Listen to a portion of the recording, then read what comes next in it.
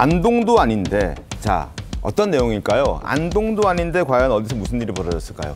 자, 서울 서대문구 의회에서 이재명 대통령 안동 생가터를 복원하자는 건의안을 추진했다고 합니다.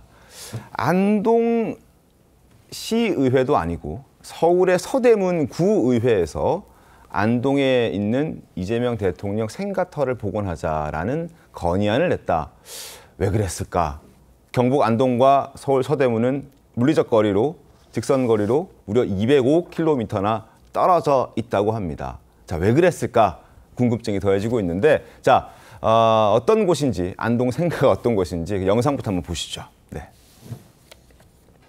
정자골이라고 제가 불렀던 곳인 것 같아요. 정자골에 살았던 초등학교 친구 생각나네요.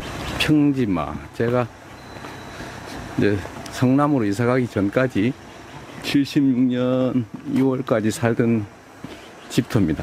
제가 살던 집터는 흔적이 없어버렸네, 이제. 이거 귀한 거 얻었어요, 이거. 예. 지금 제가 친척 동생을 만났는데, 이 친구가 지금 산에 가서 송이를 꽤 많이 줬더라고요, 이만큼. 자, 정말 산골짜기에 있는 안동에 있는 이재명 대통령의 생가터를 복원하자. 그걸 서울 서대문구 의회에서 논의가 됐다. 그리고 통과됐다고 하는데, 양지인 변호사님, 왜 이런 거를 서울 서대문구에서 추진을 했던 건가요? 사실 이게 좀 납득이 되지 않죠. 말씀해 주신 것처럼 직선거리로 200km가 떨어져 있는 상황입니다. 그런데 서대문구의 현안도 아니고 왜 안동에 갑자기 저 생가터에서 생가를 복원하자라는 이야기가 나왔을까? 이 부분에 대해서 지금 이 부분을 발의한, 그러니까 이제 제안한 그 장본인이 이유를 밝혔습니다. 본인이 경북 안동 출신이라는 거예요. 네. 그래서 안동에 이제 애정을 가지고 있기도 하고, 그리고 뭐 관광 산업이라든지 아니면 뭐 주민들의 이야기를 수렴해 봤을 때 이것이 좀 적절하다라고 판단을 해서 이러한 제안을 하게 됐다라는 것인데, 그러한 설명에도 불구하고 사실 조금 납득이 되지 않는 부분이 있습니다. 우리가 구의회라는 것이 그냥 본인들이 원하는 내용을 서로 앉아서 토의하고 이야기하는 자리는 아니잖아요. 네. 국민들을 대표해서 앉아서 국민들의 이익을 위해서 대변하는 자리입니다. 그런데 그곳에서 서대문구와도 정말 관련이 하나도 없는 안동의 생가터를 복원하자는 이야기를 하고 이것을 본회의까지 넘기고자 하는 시도가 사실 있었다라고 한다면, 물론 문제가 되니까 이 부분을 철회하겠다라고 입장을 밝히기는 했지만 충분히 우리가 이야기를 해볼 대목이라고 생각이 듭니다. 그러니까요. 논란이 되니까 철회하겠다라는 입장까지 내놨던데, 그럼에도 불구하고 논란될 줄 알면서도 이 건의안을 던졌다는 것, 어떤 의도가 있다고 보십니까? 정호상 논설위원께서는? 글쎄요, 뭐 그냥 간단하게 생각하면 네. 내년도가 이제 지방선거가 있고요. 네. 구의원들 같은 경우에 뭐 정당의 어떤 그런 뭐 간판을 달고 나오지는 않지만 어찌됐건 이 정당과 관련이 또 있어야 되는 거기 때문에 이제 내년 지방선거를 위한 어떻게 보면 잘 보이기 네. 경쟁일 수도 있을 것 같은데. 그렇습니다.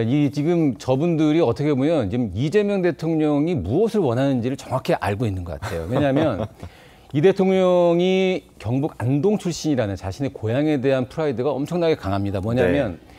안동 출신으로서 민주당은 소수자이고 네. 자신의 고향에서 아직도 선거에서 이겨본 적이 없기 때문에 이 자신의 고향과 대구 경북에서 선거에서 이기는 것이 이재명 대통령의 오랜 수건이었고 네. 지금도 아주 강력한 의지를 갖고 있습니다. 그렇기 때문에 안동에 있는 자신의 생가터를 뭐 복원까지 하고 뭐 성역화하고 이런 것까지 바라지는 않겠지만, 저는 안동에 있어서 애정을 보이는 정치인이 있다면 다시 한번 쳐다보게 되는 아하. 그런 계기가 될 수는 있을 텐데, 저는 그런 생각을 했어요. 아까 지금 구의원들 같은 경우는 일반 공무원들처럼 이런 일반 공무원은 아니지만 선출직 네.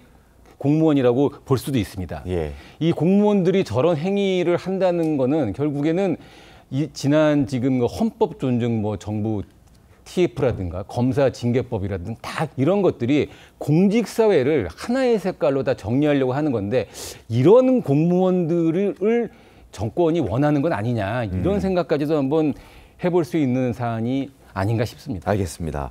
자, 천하람 개혁신당 원내대표는 이재명 대통령을 향한 과도한 충성 경쟁이 지금 현재 민주당의 현 주소다. 그걸 보여주는 단면이다라고 지적했습니다. 들어보시죠.